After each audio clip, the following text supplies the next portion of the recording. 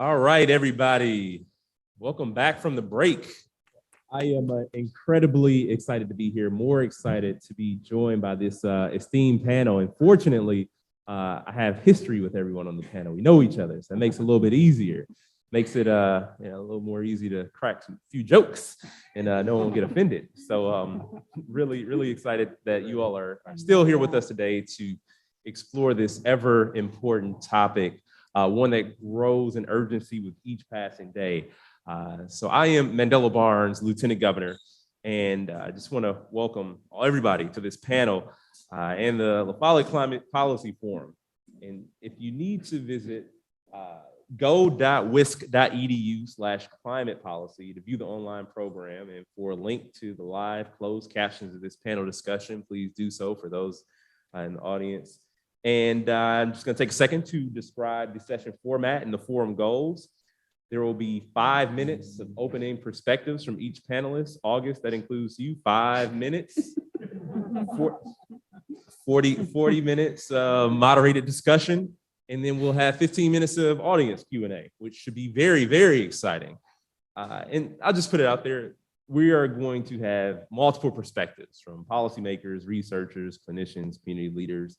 There's going to be research, data, evidence, experience, innovative solutions, and opportunities in Wisconsin. But most importantly, we're going to lead this discussion with science. We're going to lead this discussion with the truth. We know that there is a path forward for this country, for this world, and we know that Wisconsin can be central to it.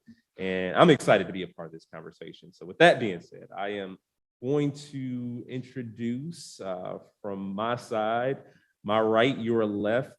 We're going to start with Pamela Ritger, who is the Milwaukee Program Director and Staff Attorney at Clean Wisconsin. And if you'd like to, here's your 5 minutes. Yeah, definitely. Thank you so much. And thanks so much to the Follette School for this policy, this climate policy forum today. I'm a proud alumna of the Follette School and the Energy Analysis and Policy program. So I see some snap, thank you. So thanks so much for putting this on. And as Lieutenant Governor Barnes mentioned, I'm the Milwaukee Program Director for Clean Wisconsin, which is a statewide environmental organization. We work on everything from clean energy, energy efficiency, water, and really keeping our natural places protected throughout the state. And I'm based in Milwaukee and have really had the kind of privilege, and it's been a really interesting and fun experience over the last 2 years or so, being appointed to the City County Task Force on Climate and Economic Equity, really realizing that this fight to save our planet and to fight climate change is really a great opportunity as well to uplift a lot of communities that have, suffered from unemployment and have continued to bear the brunt of climate change, and really bringing those individuals into the discussion, making sure that all of our policies are going to address everyone's issues and bring about equitable solutions.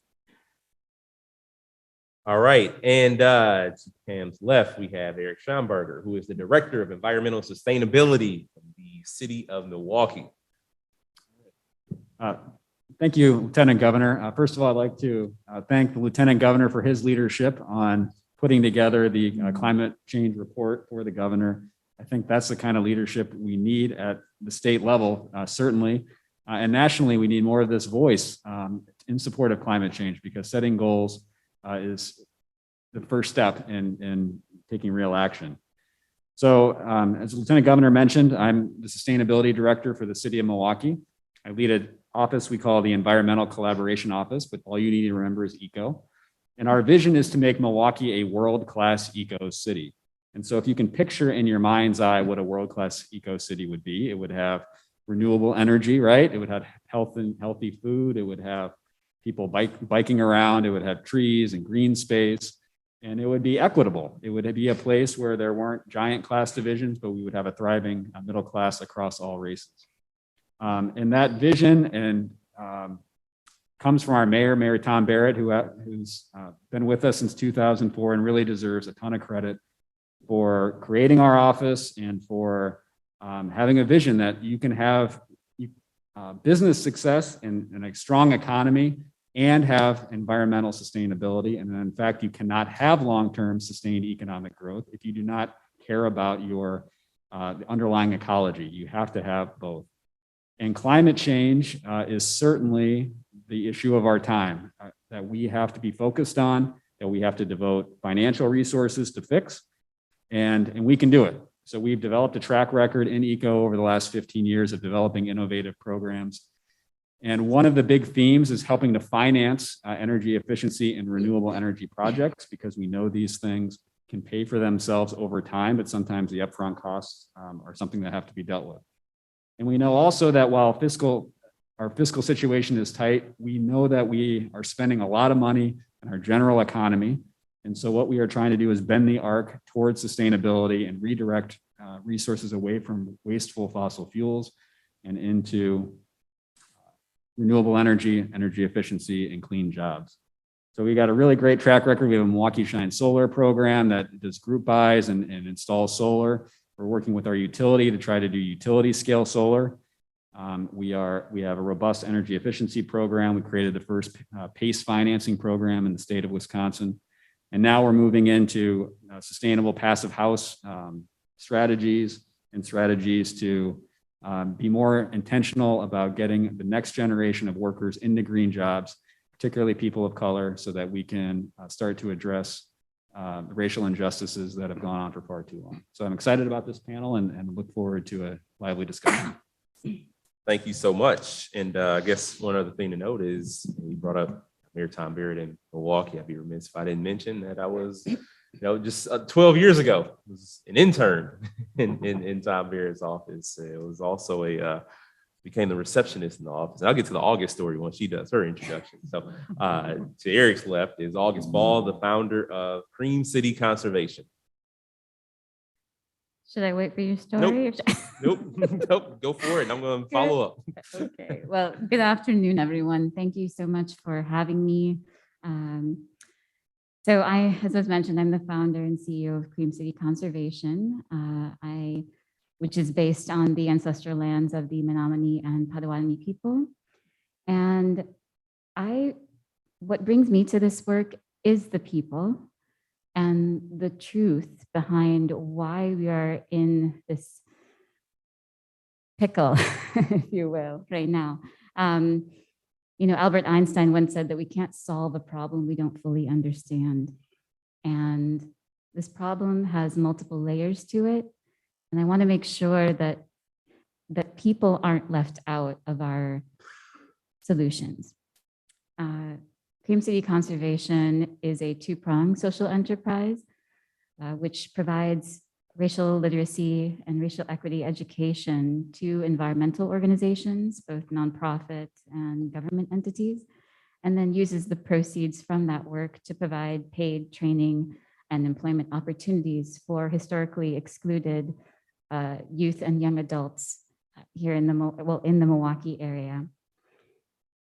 And one of my key concerns with this work is that making sure that we're looking at this from the perspective of process and principle, ensuring that those who are going to be impacted by the work have a say in how the work gets done, as well as ensuring that we are not simply committing ourselves to metrics, which that is absolutely important, but also committing ourselves to principles so that we don't find ourselves repeating history and repeating harm.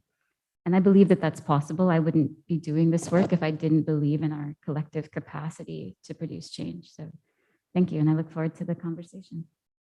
Were you trying to bank time so you can use it later?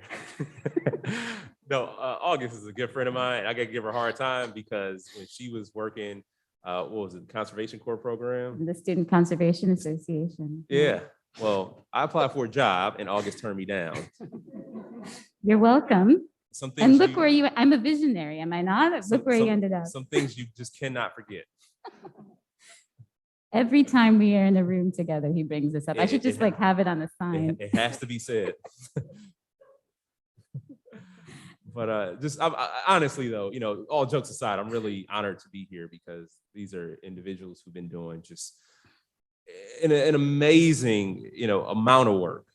The depth of the work that they've been a part of, and even when times were tough, And we had an administration leading this state that didn't understand, the path that we should be taking. And I mentioned, Wisconsin having a role to play. Wisconsin was in the driver's seat for a long time. And unfortunately, we set ourselves back. We had, an administration that didn't care about these issues, had very little foresight. And for 8 years, stagnation has actually put us steps backwards. And so we have to reclaim our rightful place, and we're going to have to put ourselves into overdrive to make it happen. We have to be bold. I'm really honored to have been the chair of the governor's task force on climate change. We know that addressing the crisis will require action at every level of government. And where there was stagnation at the state level, local government stepped up. Cities all across Wisconsin, Madison, Milwaukee, but even places like River Falls, they made the 100%, they made the transition to 100% renewable energy for their city operations. So it can happen. The political will just needs to be there to make that the case. And when we didn't have help from the federal government, we saw states step up. And Wisconsin joined the U.S. Climate Alliance, which was a coalition of states that vowed to uphold the goals of the Paris Agreement after the former president formally withdrew. And now that we theoretically have the federal government who understands the crisis, we have state government that understands the crisis, and local government that has just been chomping at the bit to get this done, there's no reason we shouldn't be as bold as possible in this moment. We know that cities and states across the country are setting increasingly more ambitious climate goals.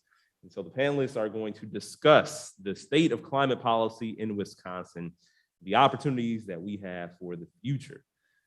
With that being said, I am ready to, since we did the opening statements, again, going to try to keep the panelists' responses to a short amount of time. And for each question, panelists is listed to kick off discussion around each question. So with that being said, what are the most innovative and impactful policy ideas that you've implemented in your community to support climate action? We'll start with you. Yeah, definitely. So, honestly, and Erick will get into this, the city of Milwaukee has really done some great work locally on advancing energy efficiency, renewable energy, looking at the adaptation side of things with green infrastructure. But, it has been really exciting to be part of the city county task force on climate and economic equity. We really, it's a wonderful process because we, now have a baseline of, what are the emissions from the city and county of Milwaukee in 2018. And then recognizing that and setting that goal of reducing those emissions 45% by 2030. What do we need to do to be able to make that a reality? Dividing that up into different work groups, looking at transportation, looking at green buildings, looking at, waste, land use, all of these things. It has been a really wonderful opportunity to bring together the expertise of professionals in academia, professionals in energy efficiency. One of our green building work group members is here today. And it's been really exciting to bring all of that expertise together that exists in our communities and the energy that everybody has to work towards and build these solutions, come up with policy and project recommendations that are going to move us forward. And fight climate change while also improving our community, making sure that when we put up these utility scale solar projects and things like that, that people from the city of Milwaukee are being employed and that people are going to get that training to be able to participate and have these, middle class jobs and really be able to bring up our community while we are fighting this existential challenge. So really just embarking in that process has been incredibly exciting. We hope to have the climate and equity action plan done by the end of this year and then move to implementation next year. And it's wonderful, as the Lieutenant Governor mentioned, to really have this leadership again at the federal level is huge.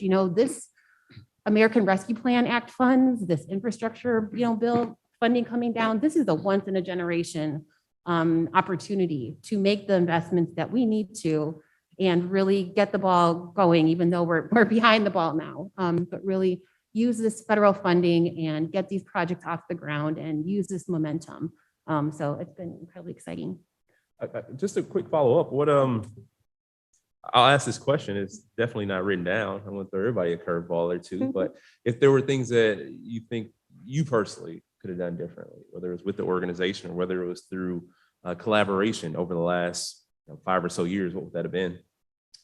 I'm hopeful that we can continue to do it, but, and I think this will be part of it, but really, honestly,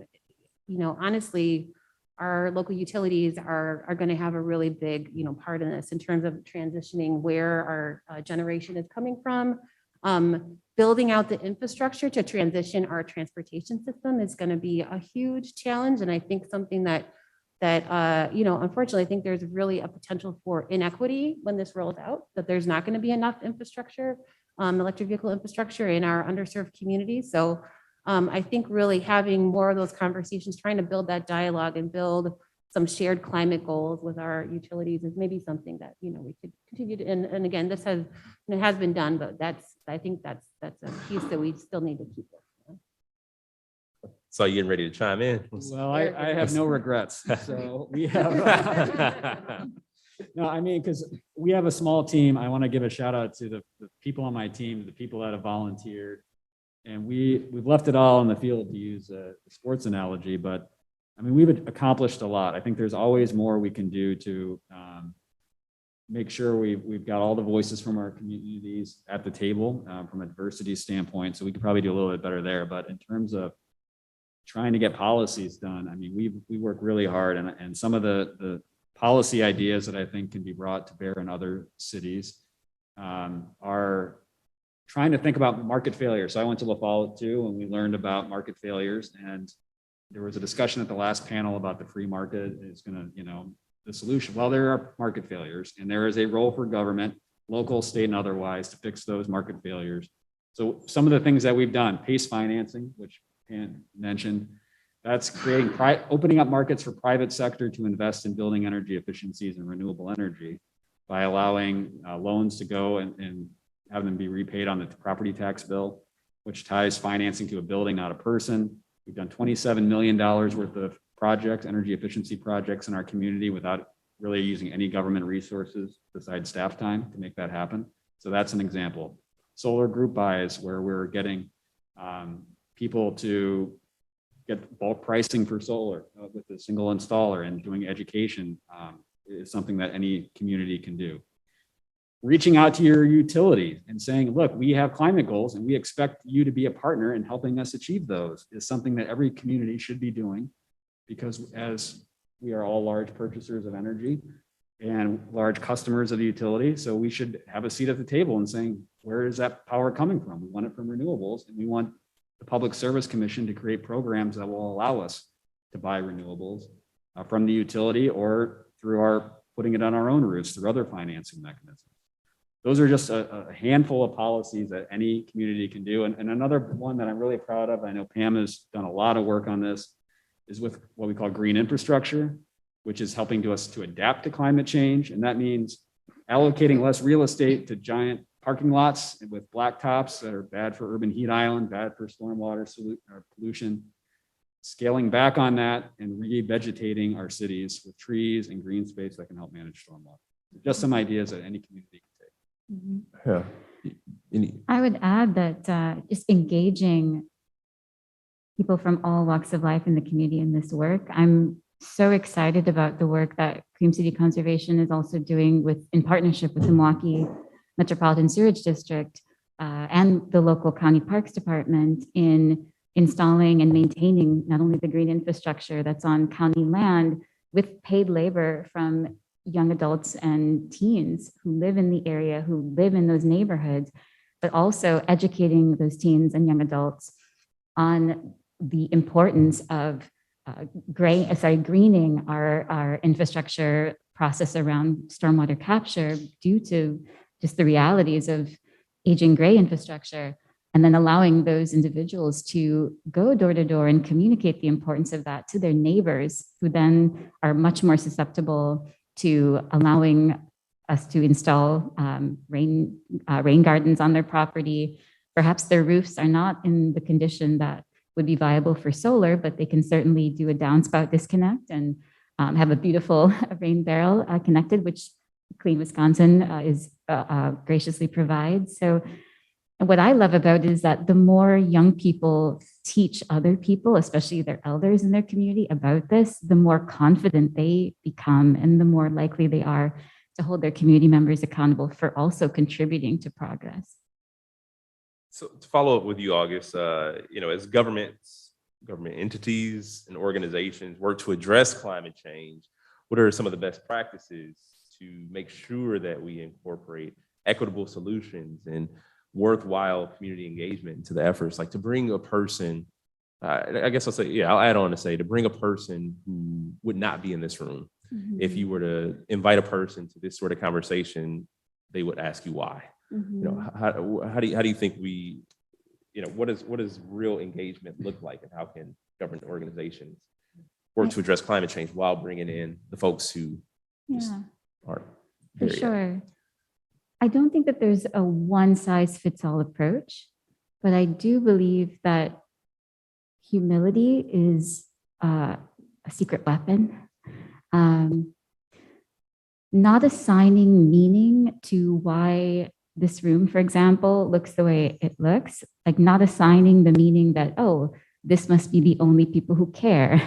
That's why you're here. Obviously, you all care, but there are historical and political components that have led to the demographics in our industry being what it is. And lack of care is certainly not one of them. So humility around that. I would also say that we have to establish some shared language around what the problem is. If we can't agree on the problem, it's really hard to decide what tactics to take to solve it. And I will also note that the fragility around conversations for racial equity and for climate justice oftentimes serve to derail progress. And so we have to do better in recognizing the power that we hold within given spaces. Of course, we live intersectional lives, and we may experience oppression and also privilege in concert, but that doesn't absolve us from holding ourselves accountable to interrupt injustice and lack of representation when we see it, and also to find peace with, every conversation that we have that's challenging isn't always going to end the way we hoped it would, right? And that it's an ever unfolding process.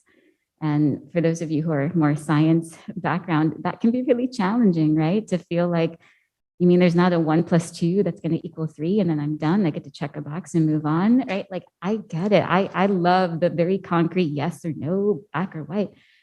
This work, I don't believe it can be solved in that manner. I think it's going to take multiple angles. And so I would say, to borrow the words from GARE, the Government Association on Racial Equity, we have to normalize conversations about equity in the environmental space. Because again, if we can't even talk about it and talk about how we got here, what is the root cause of the inequities we see today?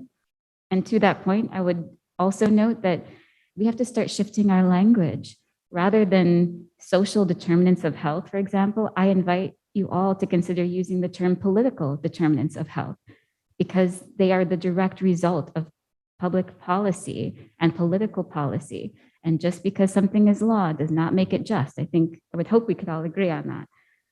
So moving from normalizing these conversations to operationalizing how we're going to tackle them and organizing ourselves so that the solutions are not personality based or simply based on, who is in power in our government in that moment. Because as Lieutenant Governor pointed out, the moment that we don't have a champion in office, a lot of that work gets destroyed.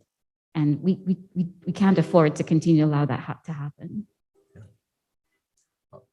I had something, I had a more specific follow-up for you, but if you have something, no, I meant for Erick.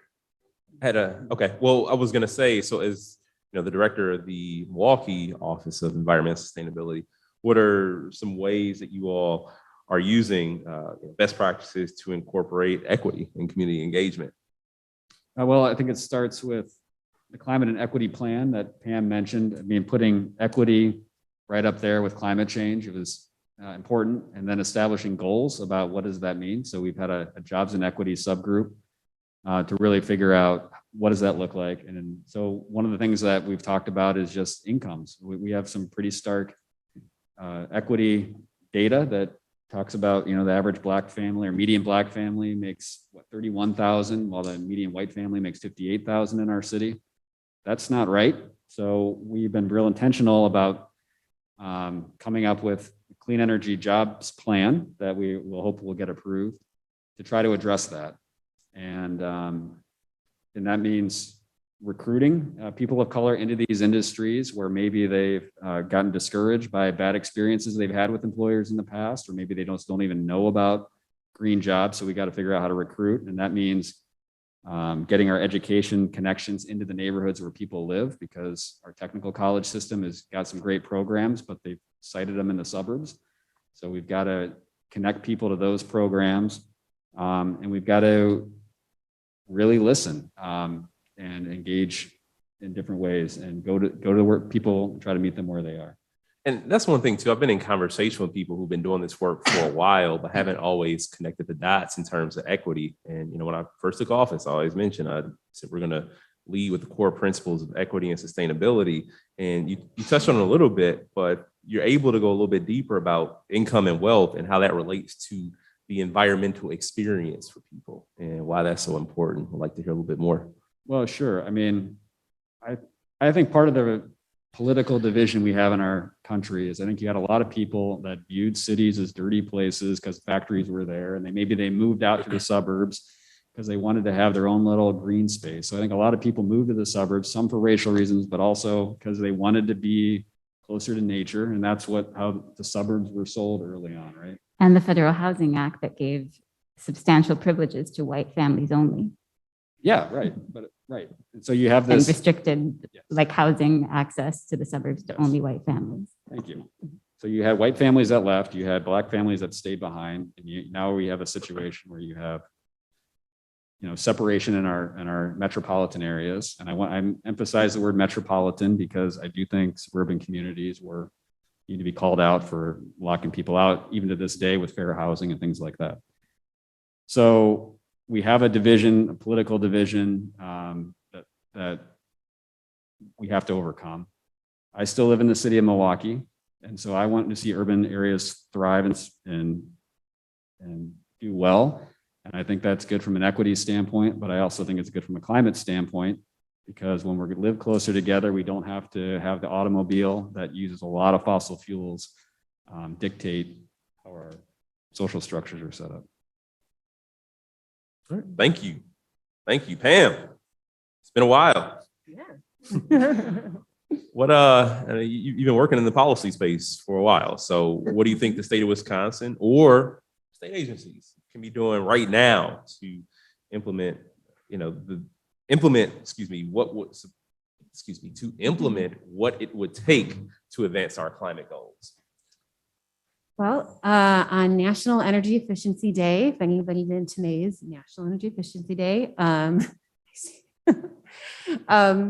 really a huge, a huge systemic change that we need here is we need our commercial and residential building codes updated. They are dreadfully behind, as Lieutenant Governor mentioned. I think 10 years ago, Wisconsin was leading, one of the leaders in energy efficiency. And sadly, over the last administration, we really fell behind. And, we need to get our energy efficient, our codes up to date without amendment. Because if you think about it, we need not only these energy savings, which is, the cheapest and best way to probably achieve our goals, use less energy, spend less money, and reduce our emissions. But updating our codes are also going to be critical to the building electrification that we are going to have to do as well in our region. So, that is number one.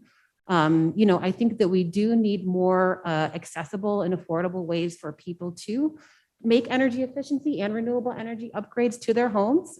There are other states and utilities around the country that embrace on-bill financing, which basically means that, those improvements can be made to your home, and then you can pay that back over time on your bill, which is much more accessible and affordable to the majority of people in this country who cannot afford a few $1,000s to make those upgrades and then have it paid back. We just need that to be more accessible, and there are means to do that. We also, we need to open our market to third-party financing as well, which is another means for people to have more renewable resources added to their homes. Again, getting past that barrier of an upfront investment that is really just not affordable or realistic for a majority of households right now.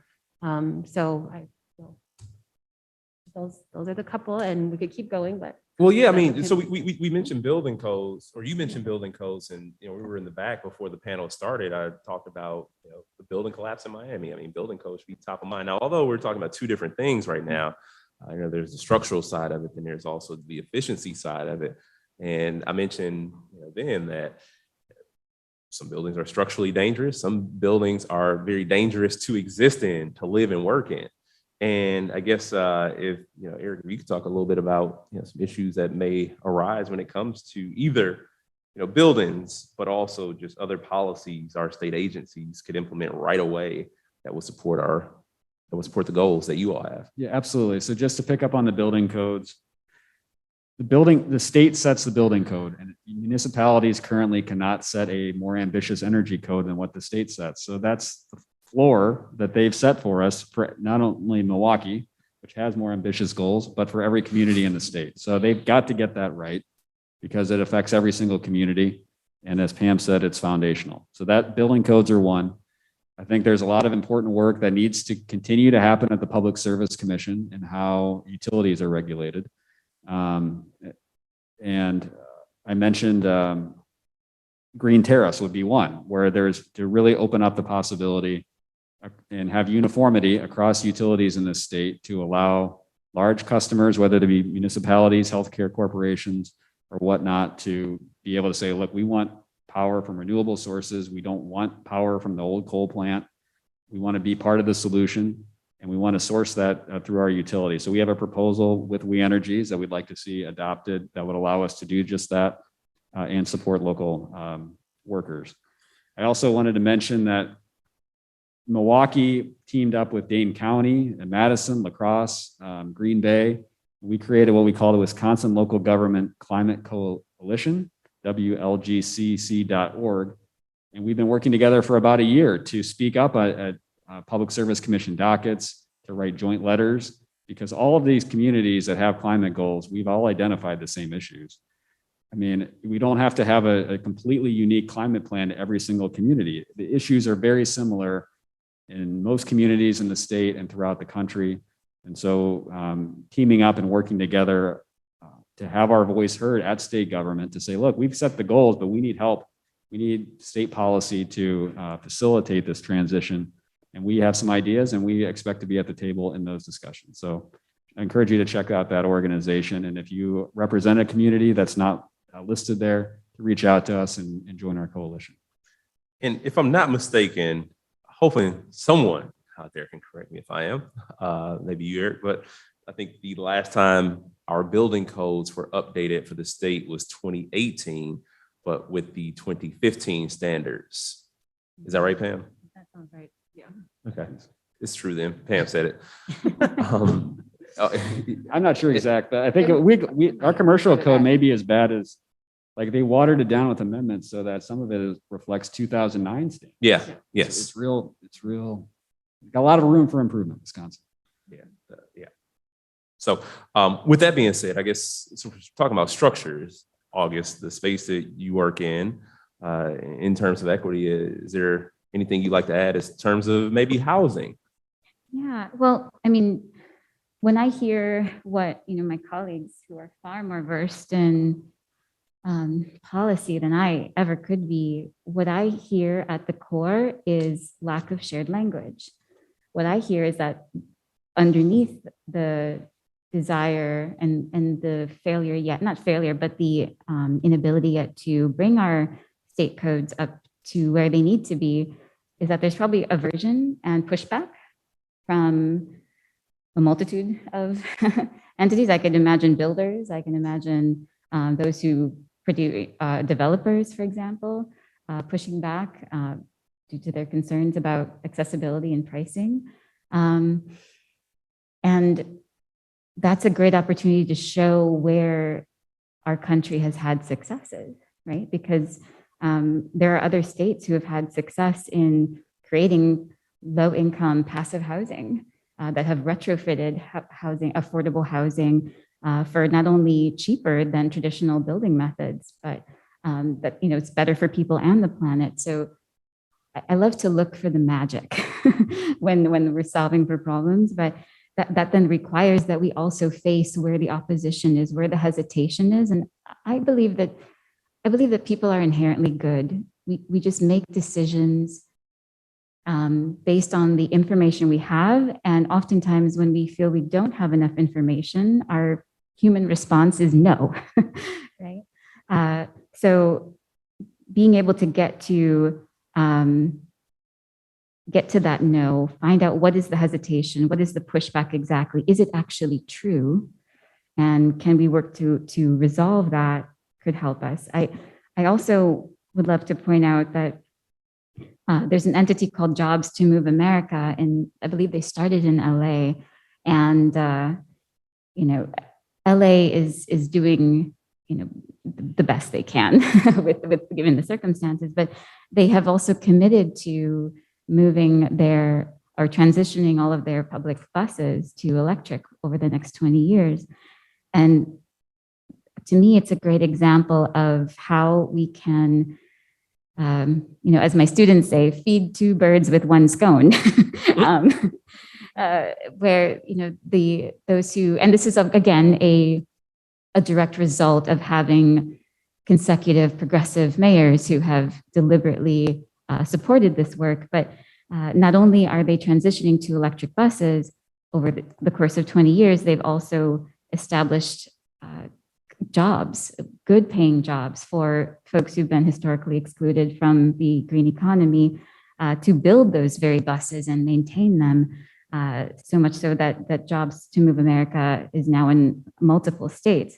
Now, again, I'm sure this is not without struggle. I'm sure it's not without hiccups along the way, but if it can be done, you know, why not us as well?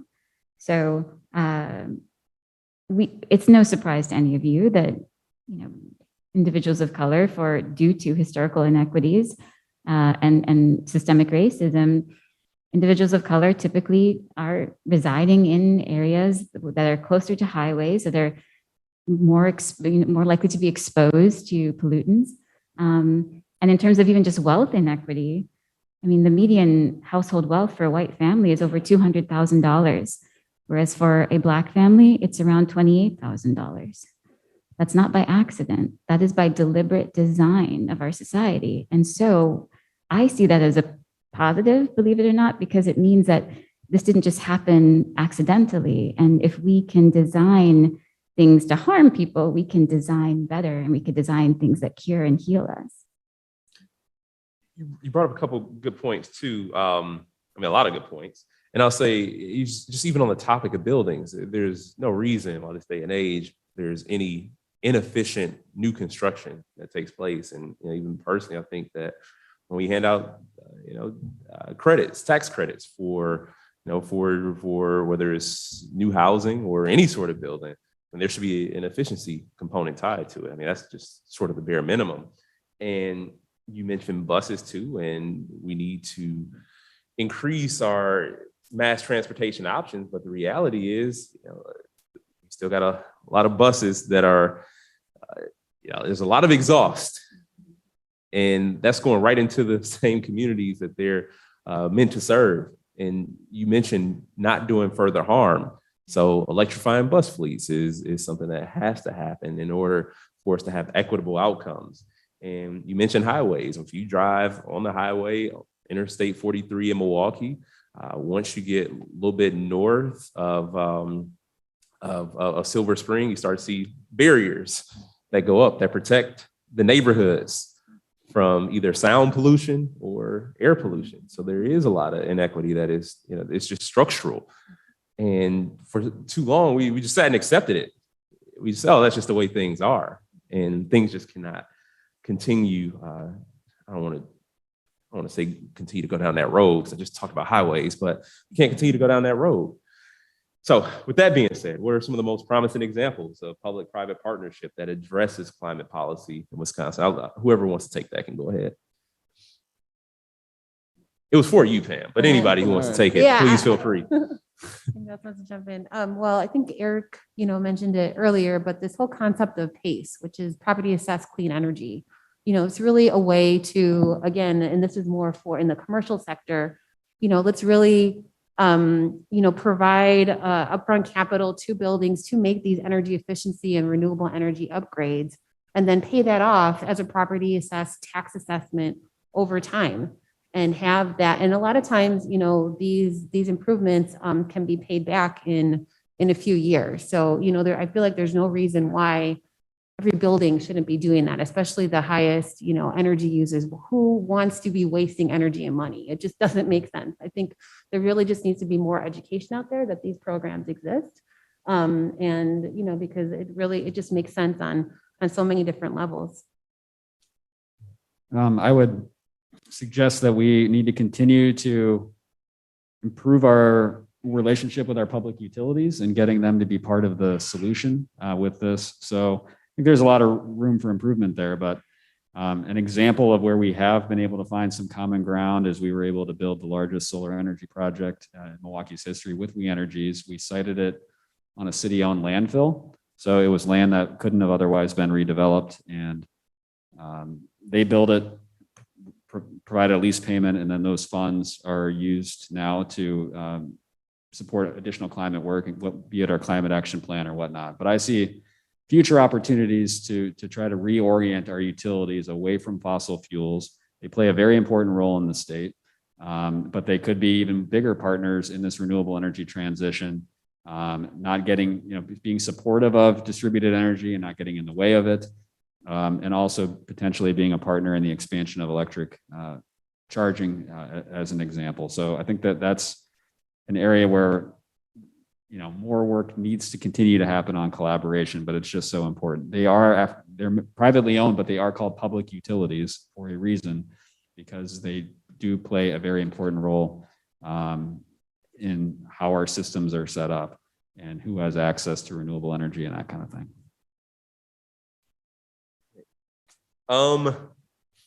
August, where do you see the greatest opportunities for diversity and inclusion, whether it's in the climate focused infrastructure or just in this space, in this conversation in general? So when I think about, just to piggyback off of what Eric and Pam just talked about with regards to our public utilities, as was mentioned, they should be doing a public good, and which means that they are not doing harm and that there isn't a monopoly. So I think that is its own conversation. In terms of where our greatest opportunities are, I would have to start with a culture shift. I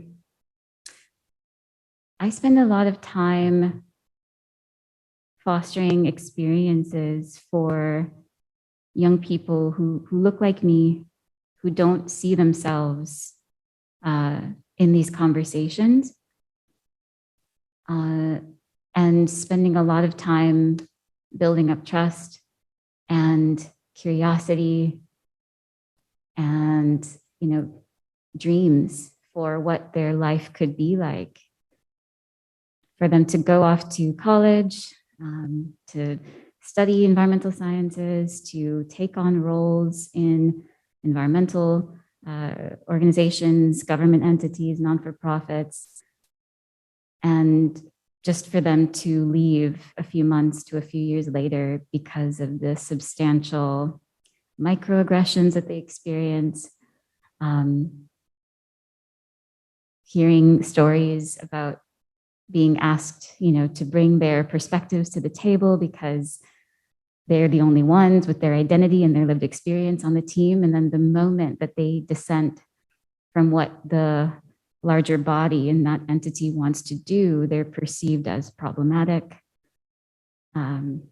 And the message that they are given is that we just want your Black and brown faces at the table. We don't actually want your perspective. And that must change. I hope that we can see that when we have a broader breadth of knowledge and experiences to work from, we make better decisions. And while we all love working with people who are just like us, because it's less of a lift on our cognitive framing, the downside to that culture fit that we are so drawn to is that we also then end up sharing the same blind spots. And until we solve for that, I think we run the risk of adding burden onto an entire community that is already bearing an undue brunt. So that would be my priority focus, would be a culture shift, establishing shared language, and also being accountable for past harm.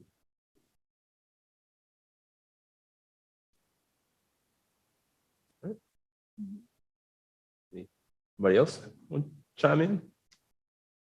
No, I mean, I completely agree, August, and it continues to be a challenge within the environmental movement in general, that, I mean, as it is, I think still, those who might call themselves environmentalists are still predominantly white, affluent, maybe older individuals. But in order to, really solve this crisis, we need everyone to engage. We need to really, just broaden the tent. We need more people to come in, but feel comfortable coming in and feel like their perspectives are going to be listened to, and, realize that not everyone comes from the same experience. Not everybody grew up, camping, and, we might need to talk about environmentalism and climate change, from other perspectives. We might need to talk about it more of the public health impact and, in environmental, health, and and really just kind of broaden our language and be open to those additional perspectives, and be open to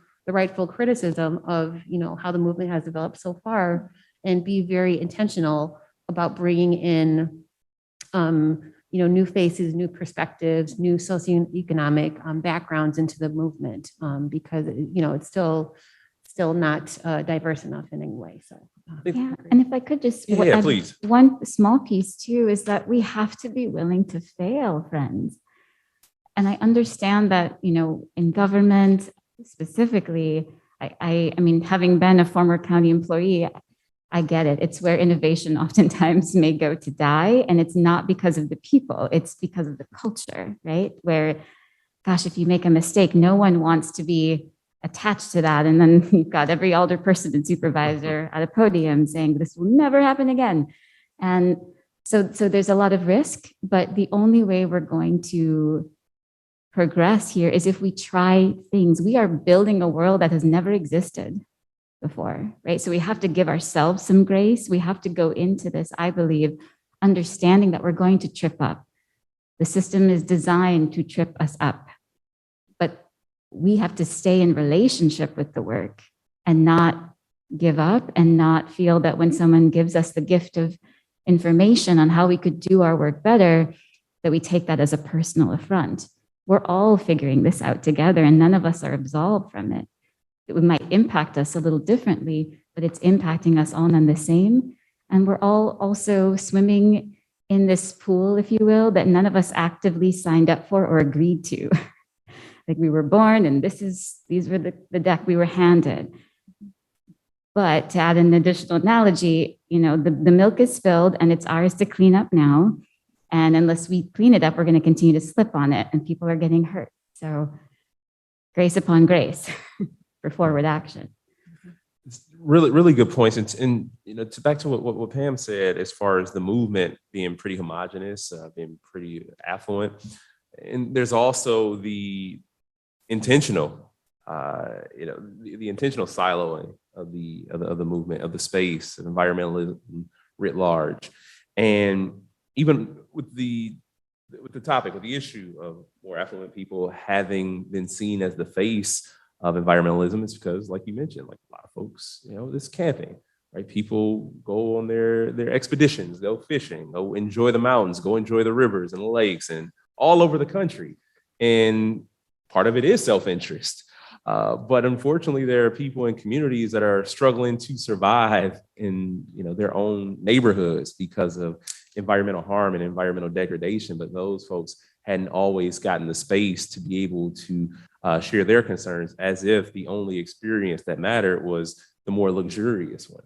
So I think that is an incredible point. It sort of speaks to the privilege, but we saw over the last year, organizations step up and reckon with their very problematic past, groups like the Sierra Club, and the reckoning over the legacy of John Muir, right? Like, why did the movement take shape the way that it did? Well, all right, well, let's dig a little bit deeper, right? And we start to find those answers. And with that knowledge, understanding the need for us to extend grace for the people who just wanted to do the right thing, had no idea that what they were a part of was sort of damaging in many ways. I think, right now, as we move forward, we should always consider, how do we involve more folks in the conversation? How do we think about a person in a marginalized community the same way we'll look at a polar bear stranded on an ice cap? And I don't mean that to be facetious. I'm being very serious in saying that, because the children in communities that are breathing in toxins from coal burning power plants, they haven't been the face of environmental justice. It's been a lot of other things that many of us will never even come in contact with, when the problem is right around the corner from us. And it's still so easy for us, and the collective us, to ignore the problem as it exists at home. Sorry to get on my soapbox. I'm supposed to be the moderator, but just had a few things I want to get off my chest there. We got just a couple minutes left. There are a couple questions on here. I'm going to disregard those questions because, in the spirit of collaboration, like I said, these are three people who've been doing amazing work in their different spaces. And when we first took office, in one of our cabinet meetings, somebody used the word silos when we talked about different state agencies, and the governor said, "We're not going to use the word silos. We're going to call them cylinders of excellence." So, in your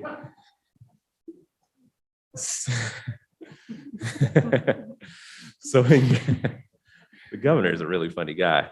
So in your individual cylinders of excellence, how do you all, first, have you all had a chance to work together at all? And how did that look like? What was the result? What was the challenge? And what were the opportunities? And what was the outcome?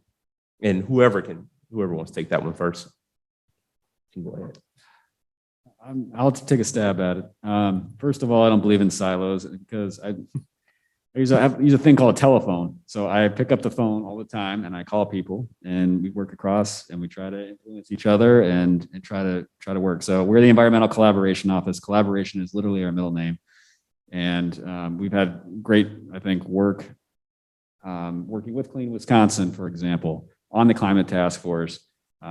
Working with August and Walnut Way and other groups like that to create opportunities for people in the neighborhoods to build our parks, pocket parks, for example. So collaboration is part and parcel to what we do. I think it speaks to how government ought to be running in general, that the old model of just building big service organizations that the government runs, that's not our fiscal reality anymore. But we can't totally rely on the private sector to solve everything. They haven't. They've created problems as well, and with unintended consequences. So to me, the role of government is through collaboration to fix rules and policies, to help steer the ship in a better course, but to empower community partners as best we can. Yeah, and with the little time we have, I just want to share that I've also had the pleasure of working with both Pam and Erick in various spaces, prior to the pandemic, C4 Cream City Conservation hosted an annual Youth Green Job Summit at the Historical Black Society Museum, which Erick and Pam, amongst many other entities, hosted tables there to inform youth and teens about potential career opportunities. But I will say, I do nothing alone. I have one other full-time permanent staff. And this year alone, we employed over 60 people in our programs. I don't charge that much, you guys. And I'm not a nonprofit, I'm a pending B Corp. So this is all internal funding and partnerships. And I'm intentionally not a nonprofit because I don't want to be competing for grants, essentially competing for blood money, which is already, that's a whole nother conversation of itself about honorability of grant funding. But philanthropy is oftentimes part of the problem. And so I find that the only way I can do my work is through partnerships. When I worked at the Parks Department as the community engagement officer, I was told that, gosh, we went from having 2,000 staff to care for this public land to 200, and not all those 200 were in charge of the land. And we had all of this green infrastructure that was not being maintained because there's no one to maintain it, no funding. And so I approached, the director at the time, and I said, hey, I've got this little side thing called Cream City Conservation. If I bring in some of my students, can we just work on the land? And I'll tell you, it was a nightmare trying to get anything through. I actually get more done with the county now that I'm not an employee than when I was. I don't know if any of you have had that experience. And again, it's not about the people, it's just the systems make it so, right? But long story short, we now are maintaining a majority of the green infrastructure on county land, as well as some private entities with partnerships like Walnut Way's social enterprise, Blue Skies, partnering with Clean Wisconsin, and also building a partnership now with the DNR, with Secretary Cole. So it's possible, friends. It might not happen as fast as I want it to, but the only way we're going to solve this is through partnerships. Yeah, and I'm so grateful to August and Cream City Conservation Corps for coming in because, when a lot of our work, as Erick mentioned with Clean Wisconsin, we've been working in a lot of underserved communities, flood-prone communities, and bringing in small scale green infrastructure practices like rain barrels and rain gardens and all of this, but they need to be maintained. And one thing that we would always kind of talk about as an additional benefit of green infrastructure is that these are living things that need to be cared for. And so they can create a lot of job opportunities for people in our community that don't, and they don't require maybe a 4-year degree. But it was difficult to have that jobs component come along. It is not just going to automatically come along. So thank goodness for August organization and intentionally bringing in youth of color to learn this work and get this exposure to this work and really make that jobs promise a reality. So thank you very much. This has been wonderful. It's been great. It's not over yet, but it's been really good. But we are getting ready to transition into the audience Q&A portion. So I hope that you've had a chance to listen and listen good. I hope you all have some great questions lined up, and we have going to be going around the audience with a floating microphone.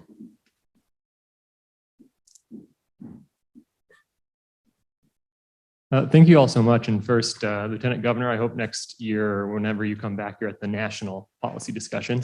But my question is, speaking of the culture shift and state and local policy being the theme here, what are some examples or roles of the public school education system playing in? Maybe this is for August, I'm not sure.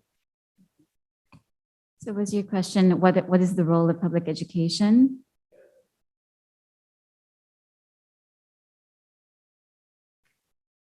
Oh, I want to be really tactful about this. I think we have to understand the purpose of our public school system initially, right? The very foundational purpose of it. And that was to prepare workers for industrialization. And so our school systems have not evolved that much since their initial creation. students are typically taught to follow direction, right? Now this, I want to be fair, more and more school systems are focusing more on critical thinking and problem solving. But for the most part, it's still very much so part of the problem, I would argue. So I have the pleasure of working with an entity called Escuela Verde in Milwaukee, which is a Milwaukee public charter school whose entire curriculum is based around environmental justice, whether it's reading, writing, math. And while these students may not, some of them may be the next, Pulitzer Prize winner, but many of them are going to and are currently individuals who you would want as your neighbor. And to me, that's more important in the moment. Our common core curriculum standards around science have also been expanded, which is great. But keep in mind, we also had some restrictions for a period of time around being able to teach students about climate change. So there's layers to it, there's levels to it, as the kids say. I think it could be a very effective tool, though. For example, Pathways Wisconsin is an entity that I hope to be able to leverage in creating pre-apprenticeships into green infrastructure and the green economy, because right now they are serving in a very strong capacity for nursing and construction. Why not for environmental sciences? Here's my 2 cents. I feel like the purpose of school is to educate people about the problem. And I think there's just far too many people in our society who don't give a thought to where the gasoline comes from that they put in their car, where the electricity comes from when they flip the switch, and what all the implications of that are to the climate, and connecting the dots between how the atmosphere is, which is a science question, and how all of this carbon pollution that we're putting in the air is going to fix that. I mean, we've had a lot of outreach discussions on our task force, and people say, you're not connecting the dots on climate change. There's a lot of dots to connect. It's not simple. I mean, to explain what climate change is, or what the atmosphere is, where the sources of fossil pollution and how that's affecting it. I mean, it's complicated to put into a quick radio spot to advertise about why we need climate change.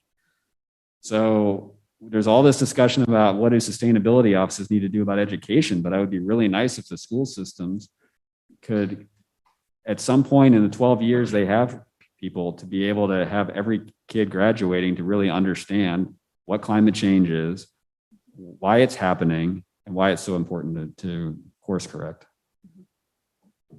I'm really glad you said that. Oh, I just want to do a really short plug for a website called ourclimateourfuture.org. If anyone is looking for a tool to provide education that's digestible for young people, high school below, ourclimateourfuture.org is a free tool that is accessible to everyone. I'm glad that you mentioned that, Eric, because I think, there's a group in Milwaukee called the Green Schools Consortium that has really come together to highlight a lot of these sustainability issues. And a lot of it has actually been around converting a lot of asphalt and concrete playgrounds that are around our schools in Milwaukee, which are, not good for kids, not good for learning, and create a lot of stormwater pollution. So there has been great work with Reflow, with the Milwaukee Public School System, to convert a lot of those playgrounds to green classrooms and green space for kids outside while helping to absorb that water. There are green teams, student parents and teachers within those schools that are that collaborate in that and are bringing some of that curriculum back to the students around water quality. And now, hopefully we're going to hopefully the grant goes through, but I think we're going to be expanding that education to, talking about solar and talking about climate change and bringing some of that curriculum, building up the capacity of teachers and providing them with curriculum to bring that education back to students so that they are coming up with this and understand the urgency around this and also the opportunity. But I also want to mention, I think one thing that seems to me that we're coming up against is, and it's great to go to college and it's great to go pursue academia, but that might not be everybody's path in life. I think we've gotten maybe too far away from apprenticeships and having people who can do these skilled trades. We need so many electricians for our energy transition. We need plumbers. We need to have more people with these skilled trades. And I think we've gotten a little bit far away from that.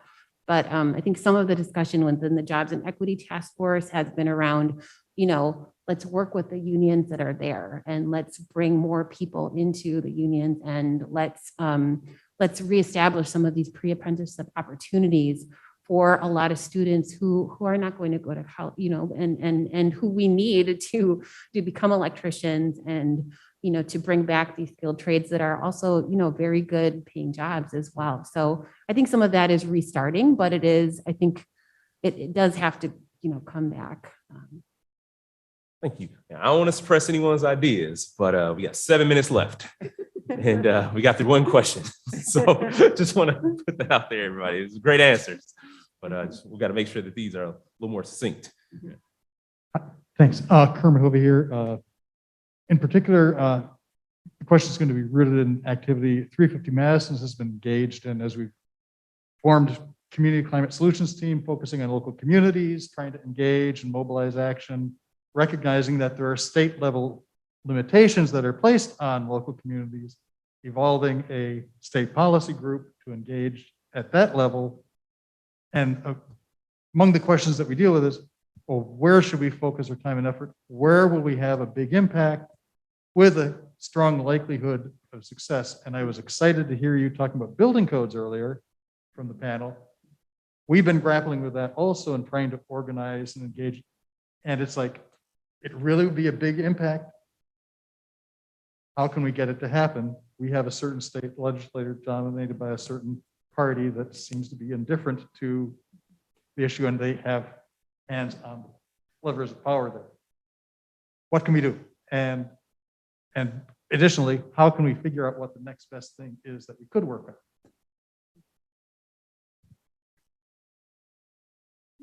Well, I think the biggest thing is to speak up. And, there's an agency that has some level of public hearings on these things.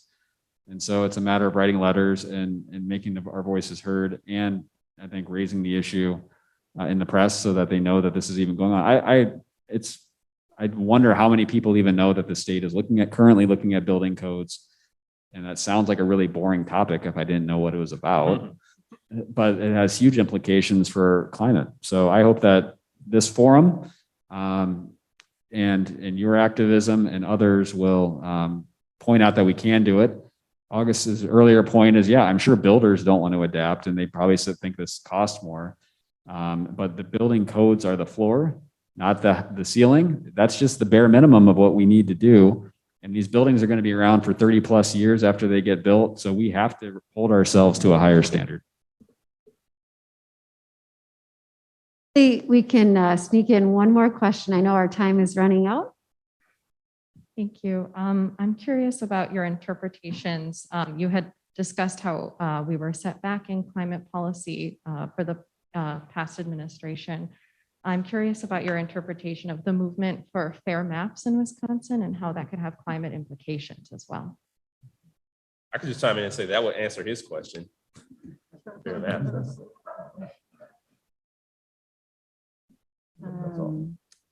Yeah, I mean, we know that this is a critical issue in Wisconsin for so many reasons. I mean, I think it's just a basic that voters should choose their representatives and not the other way around. I think if we did have fairer maps, we would have, we would have more representative government. And then, I think the growing concern around climate change would come through in a representation and the actions at the state level. So, I am with you, I'm all for fair maps, and I try to follow the redistricting process right now. It's very complicated, but I think I think it's essential because I think more and more people do care about action, and that's not coming through, I think, in our state politics. I would say I support the fair maps, but I also would call on people to, in their current configuration of the maps as the way they are, every constituent, regardless of political stripe, needs to understand that climate change is already affecting them, whether through extreme storms, through damage to agriculture. So I think people on both sides of the aisle need to act on this issue that is affecting everyone in the state. It's affecting certain populations harder than others, and people of color harder than others, but rural communities are going to get hit with bad climate impacts too if we don't get serious about this now. And looks like we get a bonus question. Yes. So what do you each individually think is the best policy or first step in Wisconsin climate change efforts, especially for rural cities? I'm from Wausau, and I haven't seen a lot of climate change policies. How would you guys initiate effort towards that? And what would be the best step for real climate legislation? Quickly, if I could chime in, I hope you had a chance to check out our climate change task force report. It's just at climatechange.wi.gov. I mean, it details the plan for the entire state. And it's almost been a year that it's been out there. So I encourage you to please check that out. Pick a few of your favorites and call your legislator. Well, I would encourage every community to have a sustainability office and join our climate coalition. I think that's an important first step. And for communities that maybe don't have a biggest constituency for climate action per se, what I typically say is start with the agenda of cutting waste. And cutting waste in our energy supplies. And that's a great place to start because most people are opposed to waste in concept anyway. But to start there with energy efficiency, and then we move into renewable energy. I'm of the thought that there are multitudes of policies that could work in concert. I don't personally subscribe to this is the one like domino, right? And maybe I'm wrong. Again, I'm not a policy person, but I agree with what Erick said. I also think focusing on jobs simultaneously, equitable, good paying jobs that are good for the planet simultaneously. I think we need to work in concert there's enough of us, right? To have multiple people working in multiple corners. Well, this has been truly, truly wonderful, really engaging, thought-provoking conversation. Honestly, three of the best that you're going to be able to have this conversation with. I truly appreciate each and every one of you for the work that you've done. Appreciate your partnership, appreciate your friendship even. We know that we still have very tough times ahead of us until, to your point, we get fair maps. Things could look a lot differently here in the state of Wisconsin. I always point to Iowa as an example, which is random, but they have they have an independent commission that draws their maps. And guess what? They get 60% of their energy from wind. And the political will just isn't here when folks don't have to respond. People all across Wisconsin overwhelmingly support bold action on the climate. And it's important that state government, state legislature meets that demand. This isn't a difficult ask. This is what we should be doing. This is the path forward for us as a state, for folks to be able to enjoy all the rich natural beauty, but also to redefine the economy here in Wisconsin. So I just want to thank everybody for being here today. I want to thank you all for your commitment to environmental justice. I want to thank you all for your commitment to sustainability and a new day for the state of Wisconsin. And all the staff who put this together, just honestly, thank you. It wouldn't have happened without your hard work. And with that being said, I want to encourage everyone to fill out the post-event survey at go.wisc.edu/climate policy. And until I see you all again, thanks so much. And let's go out there and make it happen.